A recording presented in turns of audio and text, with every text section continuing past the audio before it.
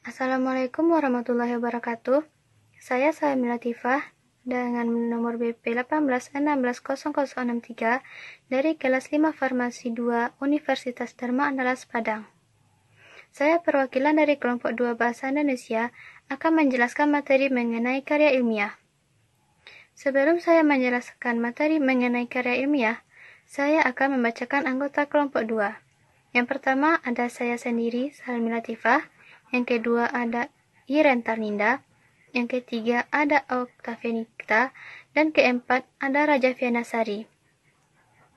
Baiklah, yang pertama saya akan menjelaskan definisi karya ilmiah. Karya ilmiah merupakan karya tulis yang dibuat untuk memecahkan suatu permasalahan dengan landasan teori dan metode-metode ilmiah. Biasanya, karya ilmiah berisikan data, fakta, dan solusi mengenai suatu masalah yang diangkat. Penulisan karya ilmiah sendiri ditulis dengan urut dan sistematis. Menurut Broto Wijoyo, karya ilmiah merupakan karangan ilmu pengetahuan yang menampilkan fakta dan dibuat dengan metodologi penulisan yang baik dan benar. Assalamualaikum warahmatullahi wabarakatuh. Saya Raja Fianasari dari BP 18160065. Saya akan melanjutkan poin dari jenis karangan ilmiah. Jenis karangan ilmiah yang pertama, karangan ilmiah adalah karangan yang berbasis ilmu yang dibuat oleh penulis dengan tujuan untuk menyajikan fakta agar diketahui pembaca dan disusun dengan metodologi penulisan yang benar dan tepat. Adapun ciri-cirinya yaitu bersifat objektif, benar dan tepat, non-persuasif, non-argumentatif, tidak bersifat emotif, bukan untuk keuntungan sendiri. Yang kedua, karangan semi-ilmiah. Karangan semi-ilmiah disebut juga ilmiah populer adalah karangan yang berbasis pada ilmu pengetahuan dan disajikan dengan metode penulisan yang benar. Adapun ciri-cirinya. Yang pertama, fakta disimpulkan secara subjektif. Yang kedua, melebihkan sesuatu.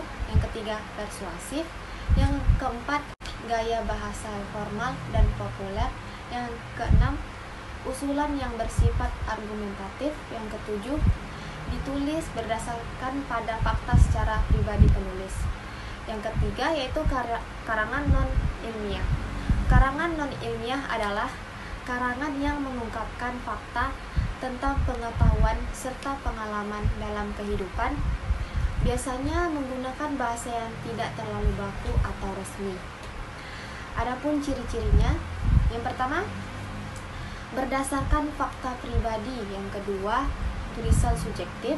Yang ketiga, gaya bahasa populer dan bermakna konotasi. Yang keempat, tidak mengandalkan hipotesis.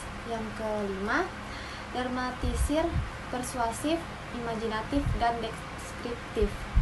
Assalamualaikum warahmatullahi wabarakatuh. Saya Oktavianita dari BP 18160042. Kali ini saya akan melanjutkan poin mengenai contoh karya ilmiah. Adapun contoh karya ilmiah diantaranya yang pertama makalah. Makalah adalah karya tulis ilmiah yang menyajikan suatu masalah. Pembahasannya berdasarkan data di lapangan yang bersifat empiris dan deduktif. Makalah menyajikan masalah melalui proses berpikir secara deduktif dan induktif. Biasanya, makalah ini disusun untuk memberikan saran pemecahan tentang masalah secara ilmiah. Contoh yang kedua yaitu jurnal.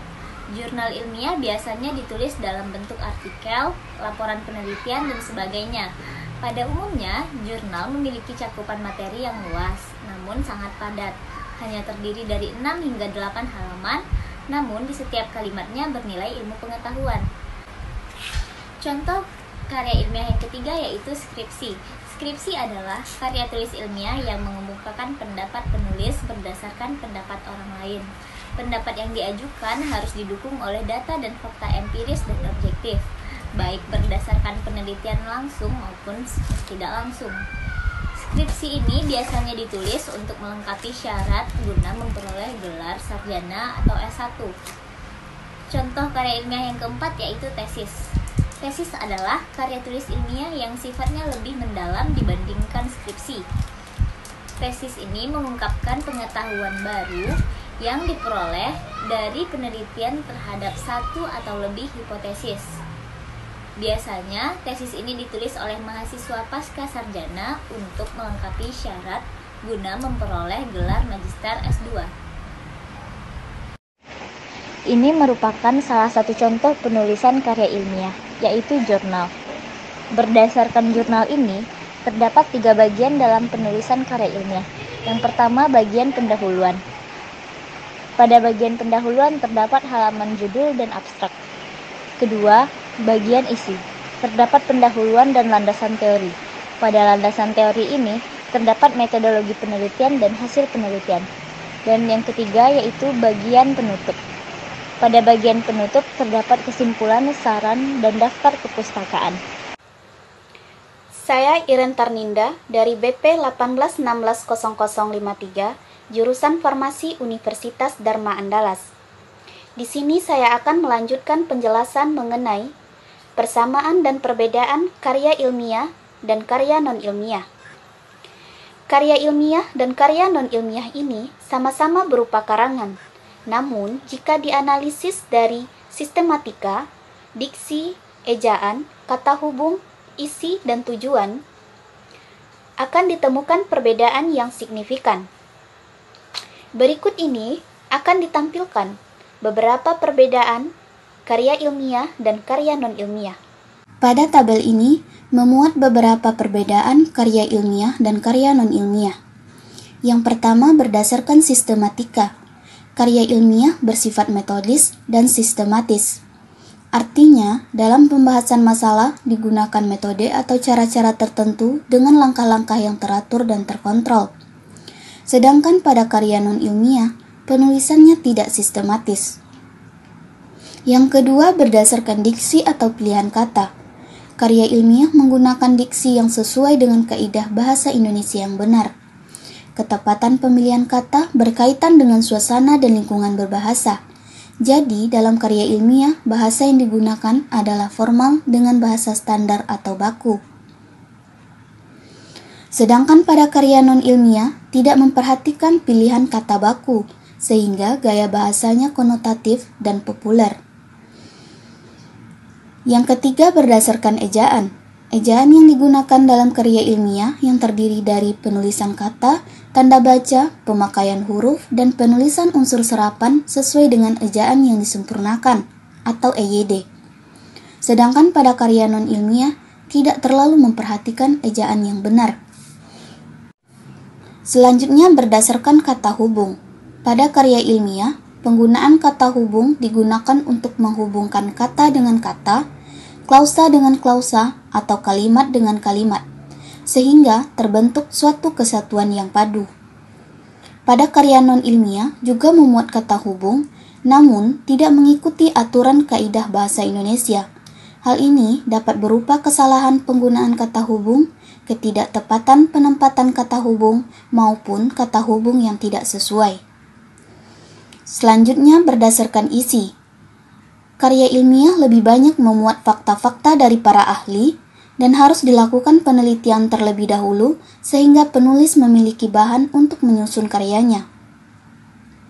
Sedangkan pada karya non-ilmiah lebih mengutamakan pendapat penulis sehingga kebenarannya perlu dipertimbangkan. Yang terakhir yaitu berdasarkan tujuan penulisan. Karya ilmiah disusun untuk memaparkan hasil penelitian yang telah dilakukan sebelumnya, sehingga memberikan pengetahuan bagi pembacanya.